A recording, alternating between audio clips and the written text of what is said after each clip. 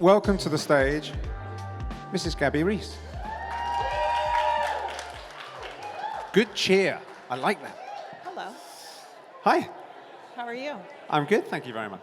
Now, I suspect Gabby needs no real introduction to anybody here, but so let's start with trying to make a bit of a definition. So what does high performance mean to you in terms of what it meant when you were competing and what it means now? I think when you're an athlete, high performance means being the best that you can be. But if you live long enough, I think you realize is if you can show up in your everyday real life, whether it's work and reacting the way that you want to, or parenting, which is probably the most challenging and sort of uncharted for every person that pursues it, that you are not only kind of doing it the way that you're trying or setting out to do it, but also, for me personally, especially being a female, maintaining a sense of self and challenges and fitness and all the things that, because those things can kind of take you down. It's easy to be high performance when you're in sport, because that's your job. But if you can do it while trying to do everything else, then you're really doing something. Because presumably when you're doing a sport, you've got lots of people helping you and Yep. lots of people in your corner, metaphorically and Yep. often physically. Less so with business and with relationships.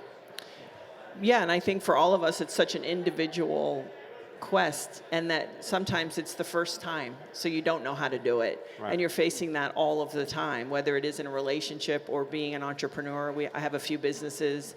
You make a lot of mistakes, and it's not only enduring those and the process of trying to achieve things or raise children, but then finding those pockets that you can also, for me, it's been obviously in physical, but even emotionally, like, are you responding? Are you better than you were? So let's start by going all the way back, if we may. I think it's probably fair to say that sport and fitness has been a dominant theme in your life. So how did that begin? How did sport find you? Oh, well, I'm 6'3", and so I think as a female, I grew up in the Caribbean, and then I was moved to the States my junior year, and I was already 6'3" at 15. And quite frankly, I think I'm coachable, and I ended up going to school on a scholarship. It was not my intention. I had very good coaches, and I loved being on a team, and I also liked who I was in those environments.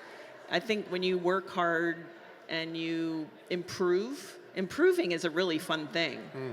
And those environments then led me to playing professionally. I picked volleyball over basketball because there was a net between my opponent and myself, and I think I like that.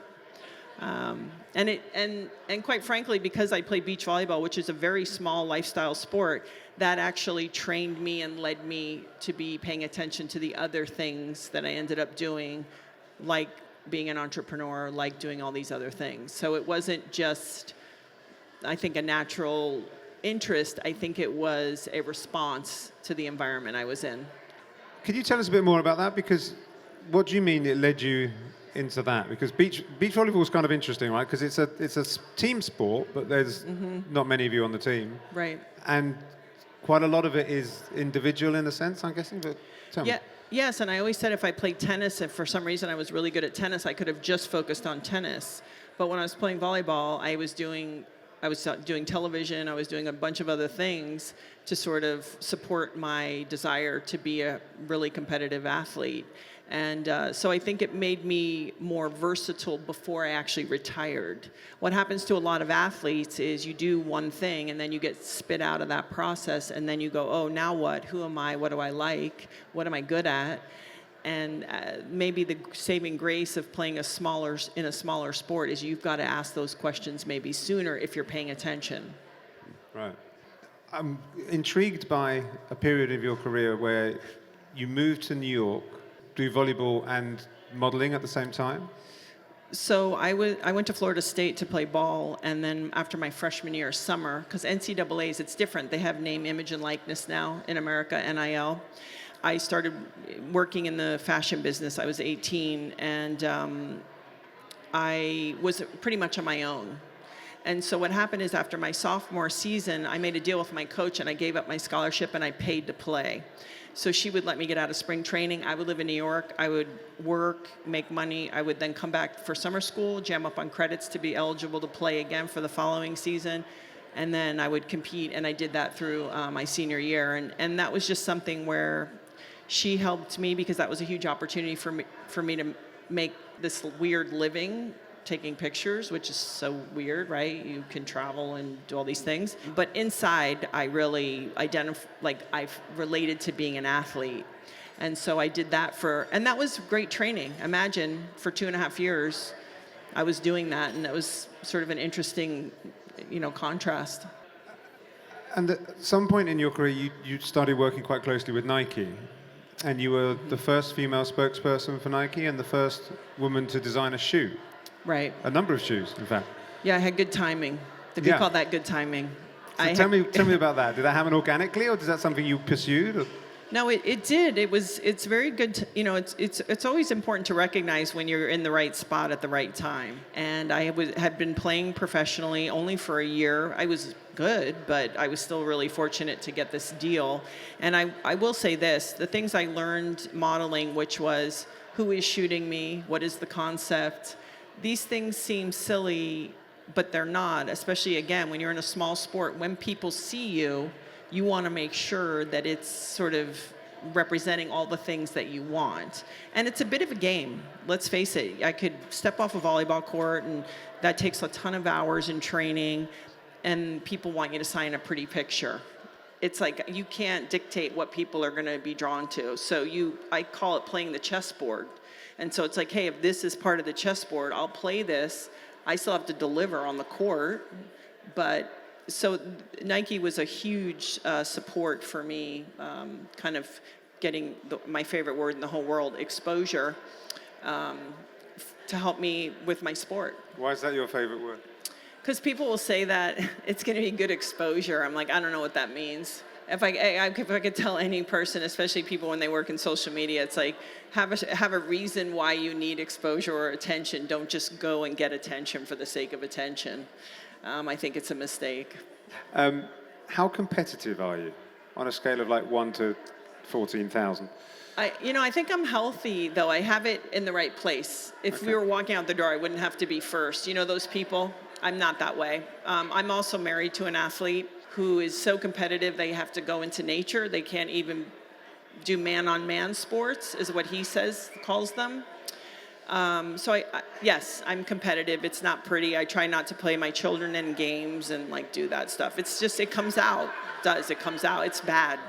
So I don't do it. What happens when it comes out? I get the image of the Hulk with long I just feel blonde hair. I feel like my pupils change, and I all of a sudden get very focused, and I'm like, oh, there it is. It's not good.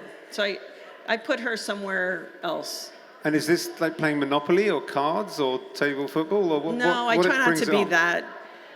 No, it's more like games, like tennis, pickleball, certain things or just even in my training. I do this form of pool training where we use dumbbells inside the pool, and I'll be going on the horizontal parts of the drill, and if I'm next to somebody, somehow I need to be finished first, and it's so stupid.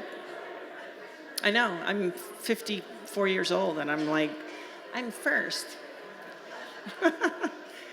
That's called a winning mentality, I believe. No, but you know what? It can get you. So you have to really, because also, what's funny is you can take that too far. And so, for example, other people's greatness. One thing I learned playing sports is to really celebrate other people's badassery. Like, oh, you're really strong and you're really smart and you're really all these things. So I think the flip side of that is when someone's doing something that's dynamic and cool, celebrate it.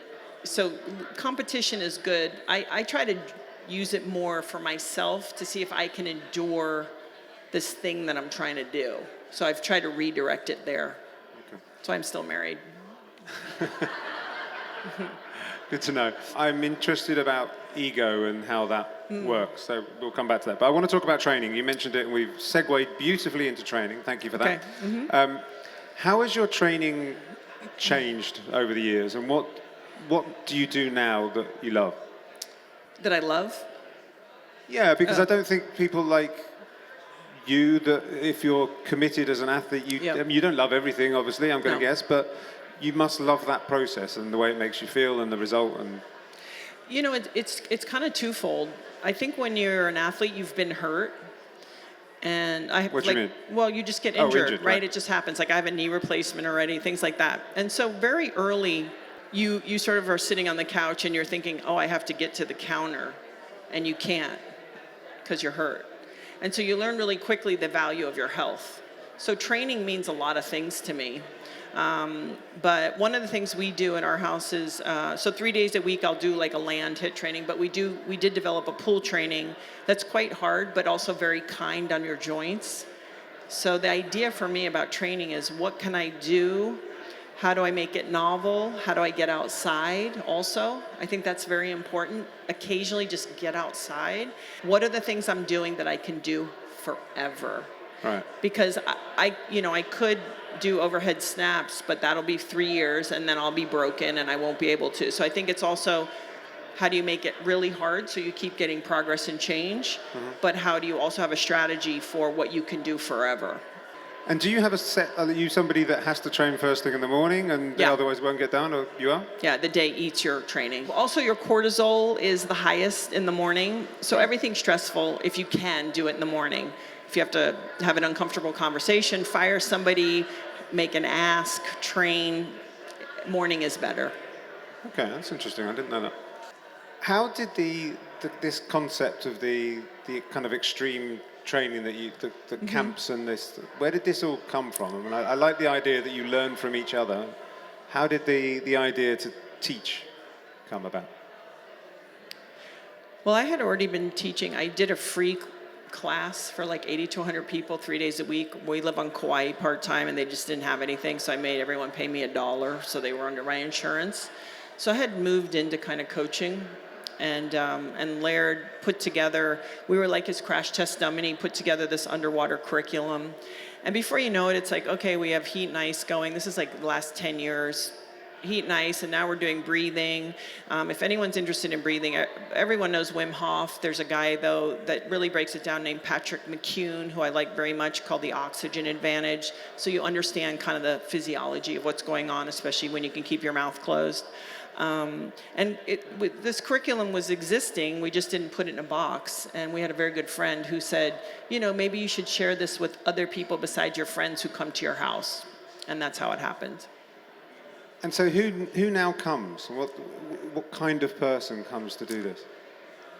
A curious person who's open-minded. And the thing is, there's a nutritionist named Dan Garner. He's very talented. He works with a gentleman named Dr. Andy Galpin. And Dan Garner said, if anyone ever talks to you in absolutes about any of this, never do this, always do that, they don't know what they're talking about.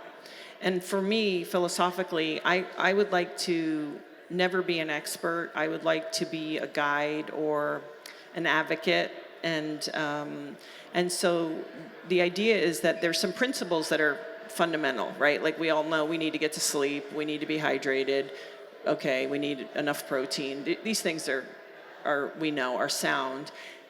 And most of our biology, I mean, not much has changed. So there's some pretty universal truths. But within that, how do we stay open to seeing what else is out there without bouncing all over the place, right? Sometimes you need to do something for a while to get the benefits or to get good at it, but it's just sort of not going, this is how it is. Because I don't think that works in anything in life.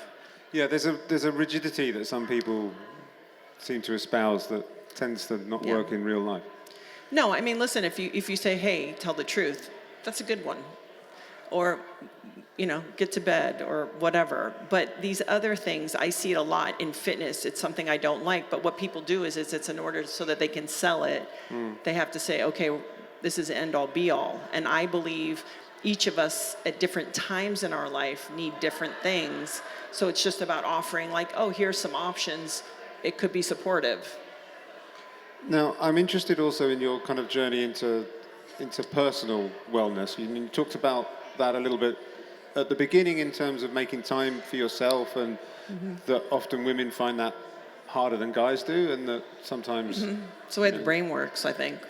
Sorry, I'm just saying. Focus, like women's focus. Someone taught me that. They go, you can't be upset. I have 3 daughters. They're bigger now, but you can't be upset that like certain things that seem really important to me aren't important to Laird. It doesn't occur to him. And so I think for women, even if we could delegate or farm it all out, we actually don't really, I personally didn't want to.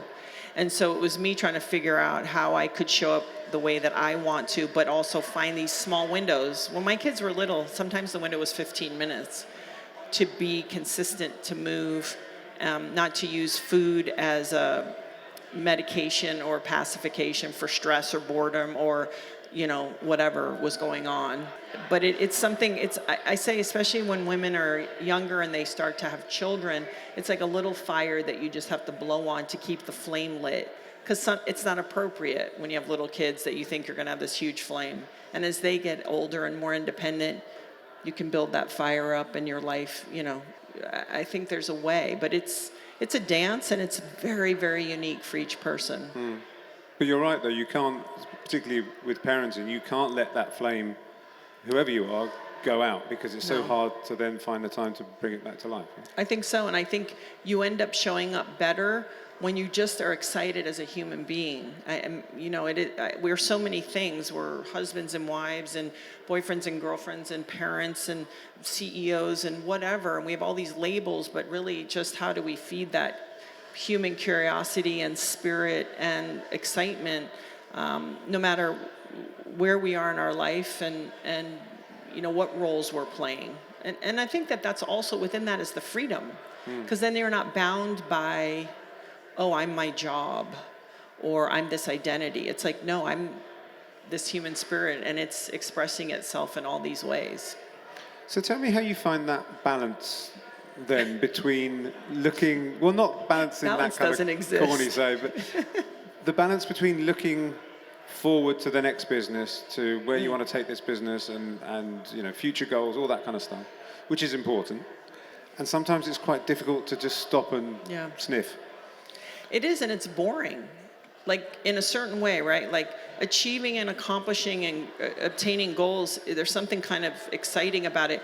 Real-time life has some really slow kind of here we are moments. And so maybe that's why I think sometimes feeling as healthy as I can, it makes being still. Why that's hard is because that's where all the good stuff is. There's never really a monumental moment. It's usually when you're all gathered around the dinner table. That's kind of it, right? So you have this other stuff that occupies you and challenges you and pays your bills. But when you're really paying attention, it's all the quiet, kind of less shiny things happening that really give you the real happiness of life. Right. I like that. That's kind of life is in the quiet moments, not necessarily the fireworks. I have a lot of friends that are, especially like the Boston, New York type, VC, money, those guys. And they're looking at their nails. They can't stop. They can't listen. And you realize, though, that what happens is your life becomes such a shambles that you got to keep moving, because you can't really go home, because it's crazy, because it takes work, right? Like, you have to work to maintain those relationships and that stuff. And if you're just out there going and killing, you actually don't want to go back there. So I would say, while you're trying to go out and build and do, if you could sort of figure out how to maintain your real life and your real relationships, it'll be a place you want to go to. Powerful, I think. Well, it's very cliche. You see it all over the place. Absolutely. Yeah. Wife number 4. It's like, okay, I mean, it's just the same old story over and over. Right. But, yeah. You're thinking about that one? Sorry? No, you have friends you're thinking about? A little bit, yeah. He's like, yeah. Yeah. Are you ever troubled by imposter syndrome? Do you ever get to a point where you're like, oh, I can't possibly do that. I can't set up a business. I can't do a podcast. I can't do this. Why would anyone come? Does that? Absolutely. All the time. I mean, there's certain things. I could take all of us right now and give us a workout. I know I could do that really, really well. But every time before I do a podcast, I can read every book and be as prepared. I'm always like, hope it was good. Hope I do good. Because that keeps you paying attention and alert. I think the minute, if any one of us ever had the thought of like, oh yeah, I got this, I think we're dead. But you want to have enough of that confidence to be like, and I'm gonna do it. But there's a difference between having done your research and done all the prep and still being a bit like, oh, this could go one or two ways. Sure. And that kind of almost crippling, why am I even putting myself out here? Why would this happen? Do you not feel that because of the training you've had, perhaps? Is that something that's worked its way out of you? Well, this is where I would reverse engineer, and I don't worry about the outcome. With the conversations, for example, I say I genuinely would like to have the conversation. I'm there to listen and learn, and that's what I focus on. Versus, I hope I do a good job and all these other things.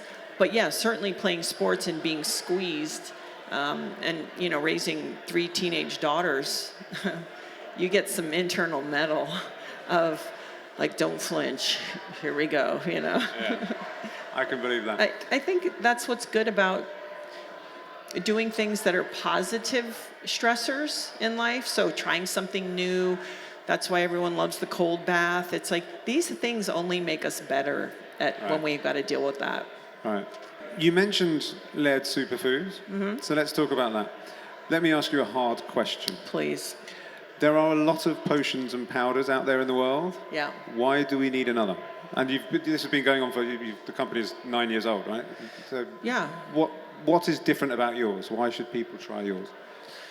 Well, first of all, I can speak very definitively about our commitment to ingredients. So what we're really dedicated to, and it really starts from Laird, is the best, highest level ingredients. Then this is where I step in, the voice of reason. It better taste great or no one's going to use it. Ease of use, but also we really work hard also to keep our costs down. Because my thing is, I don't want to be involved with anything that is an exclusive invitation. I want to have the best in class, sharp end of the stick, either information or products for everyone. That excites me. Not like, it's good, but it's not for you. Where does that come from? Because sometimes when you're at the pointy end of the stick, the margins are bigger and better, Oh, so yeah. that's less Tell me about important to you. But because after being in this space for so long and listening to people over and over talk about the obstacles about why they don't take better care of themselves, one of them is they don't know that there's 113 names for sugar, and they're trying to read labels, but they don't actually know what they're reading.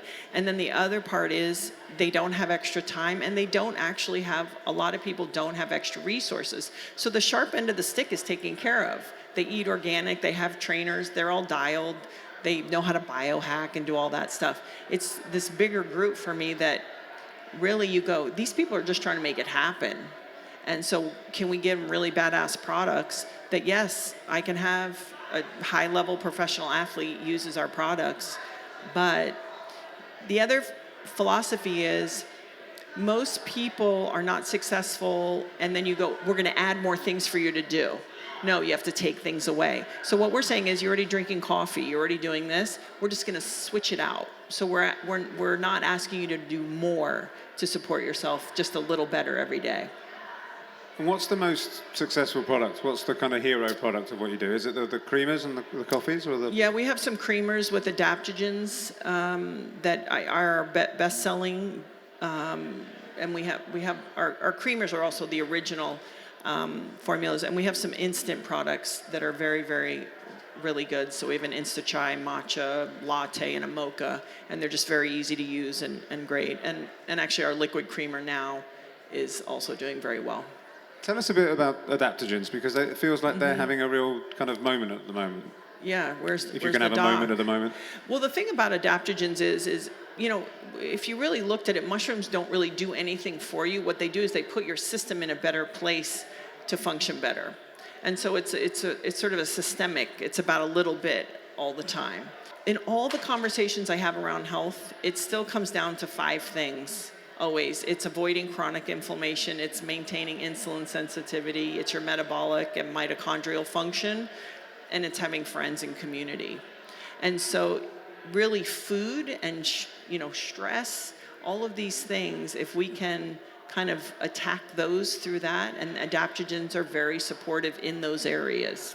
I want to talk about your podcast because I'm always amazed at how varied it is. So, mental health, conflict resolution, anti-aging, nutrition, AI, sex, trauma, grief, and image rights.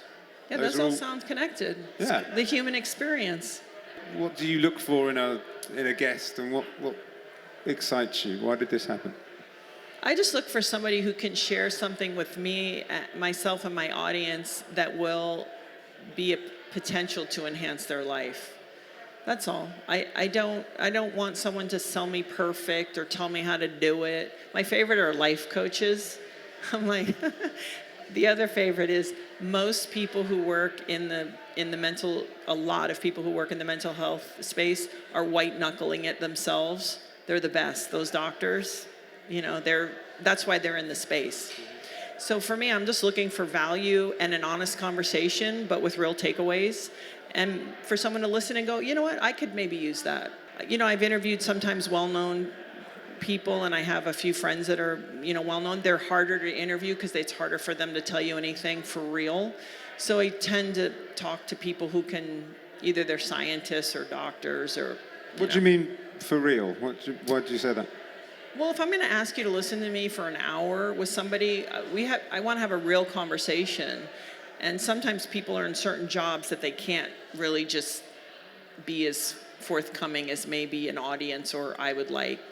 And I'm not really interested in sort of like, well, who are you dating? That doesn't really interest me. But I think that's why I tend to lean into those other topics, because you can get down and in. And so how do you have a huge team that chooses all these people, or do you kind of do that yourself and seek people out? So people submit. There's a lot of them. I get a lot of life coaches. I just have to watch somebody for 30 seconds, and I'm like, okay, I'll talk to them, or see what they're about. So it's they submit, I look for, and then I do have someone that I work with that I torture her because we probably have 200 people sitting there waiting to go over. Mm-hmm. And what do you look for in that 30 seconds? What's the spark? Someone who's not talking at me, but someone who's talking to me. And I like if you have experience and you know what you're talking about, but if I feel like you have the answers, I don't, there's something about that I don't know, that I'm unsure of. There's a woman named Byron Katie that I love very much, and she has a program called The Work. And in this, she says, I don't have a lot of answers, but I have a lot of questions. And that really, I'm very drawn to that. I think that's the perfect point to end on. So, Thank Gabby, you. thank you so much for being here. Thank you, guys. Thank you for your time. Gabby Reece. Appreciate it.